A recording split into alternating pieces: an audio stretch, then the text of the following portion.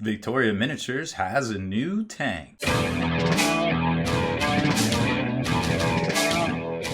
Spiky Bits. Welcome back, Hobby Maniacs. I'm Rob Bear from SpikyBits.com, and today I'd like to show you the brand new Kangaroo APC from Victoria Miniatures. She sent over a couple of these to us. We're going to do some giveaways. We're going to do some reviews. We're going to build it. We're going to put it together. We're going to compare it to some other tanks out there to help promo it, because I think it's really great to have different alternative models out there for the hobby space in general that are generally pretty easily obtainable, even though they're coming from Australia. So let's jump over to her site, show you what's going on over there, and get it on the paint bench and put it together. So here's the site, victoriaminiatures.com. It's a great site. I've talked about it many times here on this channel. I really like the design. I like how it resizes. I like how you can just literally select your currency, which is right above my stupid head right here, right about there on their browser. But now, as you can see in one of these tabs, there is, well, we completely missed it right there, but there it is. There's the billboard for the new Kangaroo APC. Of course, you can get to it under the vehicle and bit accessories section, I think it is. So here's a little quick rundown on it. It's $64.99 US dollars, and we'll do some pricing comparisons, of course, about what, give you some ideas there. But it comes with a lot of different options, and we're going to check the size and see what you could use it counts as wise right here. So it is a 20mm scale, heroic kind of tank. It's going to come with 3 turret options. There's a lot of magnetization points on this tank as well from the looks of it. And of course, there's free shipping worldwide on all orders over $100 US. So, and plus there's always a miniature of the month too. So there's a lot of reasons to order from Victoria Miniatures, especially when they're coming out with new stuff all the time. Now here's the breakdown. Here's the parts breakdown of kind of what you get in here. Really interesting design on the treads, I feel like, that we're going to take a closer look at. And then here's just some off the cuff sizing comparisons to another tank out there that you might recognize.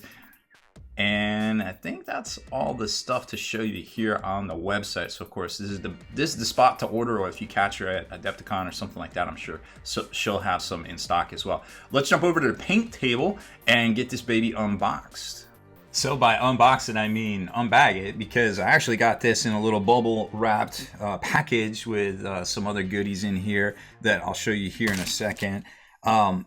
This kit is very well cast compared. This is probably the best cast stuff I've gotten from Victoria Miniatures right here. It's very well done. I do like the styling of the components here, and you can see everything's done on little sprues. And I mean, look at the detail on this, just this piece of chassis here. I mean, there isn't any area of no detail. Like, detail is everywhere, and this is something that you're not going to see from people like Forge Roll currently.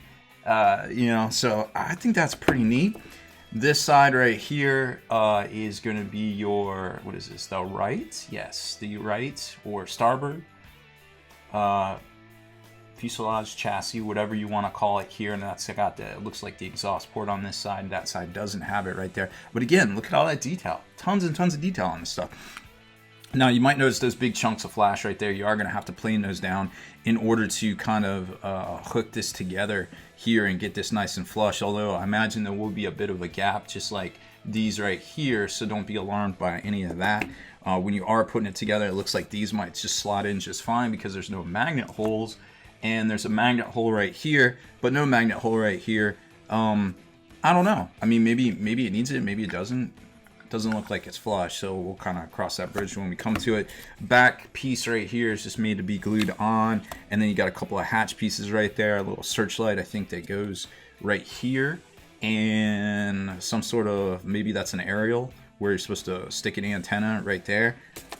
Thermal exhaust port and 2 magnetization options, a heavy bolter and a not flamer, or should I say a not heavy bolter and a not flamer that goes on the front right here. That looks like a magnet I have, so hopefully we can dig one of those up and check that out as well. So everything looks good here. Let's get it together and talk about it some more. And here she is. So got it all together here, as you can see. Perfect flat plane on the treads right here. Everything looks great. I didn't really mess around with the magnets here, so I just put some blue tack in there, and then you can see the weapon options too. They slide in one way, of course, but there isn't a high tolerance right there. I think with a little primer, they'll hold just fine. You can see the gap right there. So I think when it comes to that, it'll probably be fine. If not, put a little blue tack in there. Like, there's no point to wasting a bunch of magnets and time and effort right there.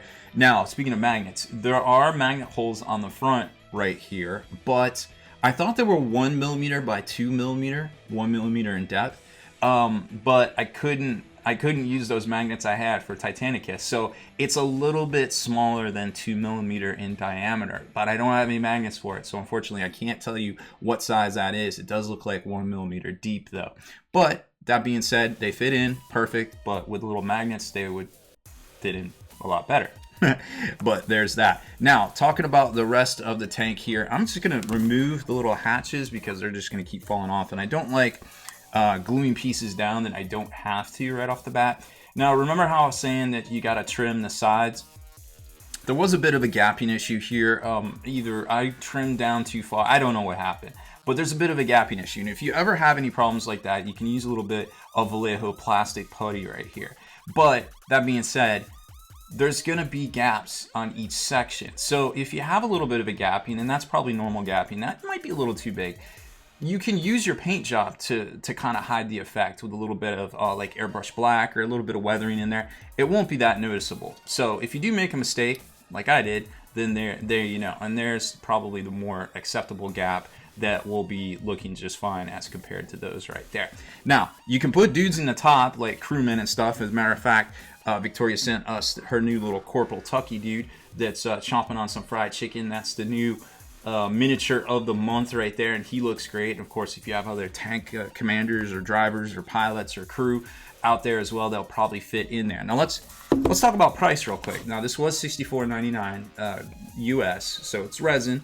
It's gonna, whatever we compare this to that I'm about to show you, it's gonna be a better detailed, not just from all the work that they did up here, but because resin is gonna hold detail better than plastic. That's just the nature of the material beast, so to speak. So this one is the same size as a Chimera. You can almost say it's a not Chimera.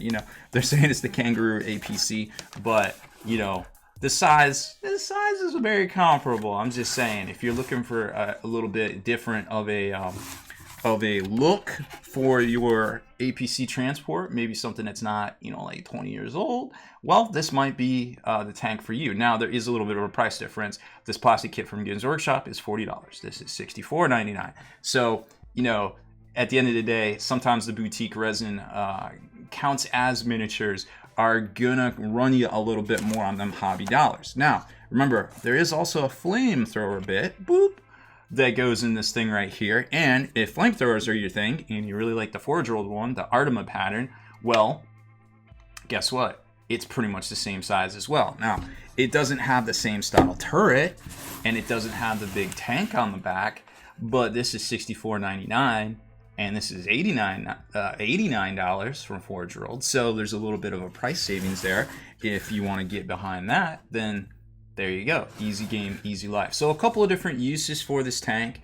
If you just need to pick up something different for your guard army, then maybe this is the tank for you. It's a little bit different, a little bit forward thinking, a little bit more current on design, and well, hey, it's out there now. New release from Victoria Miniatures. You can scoop it up over at victoriaminiatures.com, and don't forget to check out the miniature of the month current offering as well. This is a new one. They're not always new ones, but they're every couple of months she does a new one. I think they had a penal guardsman human bomb dude there recently. So that is it for this one, folks. Thank you very much for watching our unbox and build of the new Kangaroo APC tank from Victoria Miniatures. Make sure to hit that subscribe button and turn on notifications so you can be the very first to like and comment on all our videos.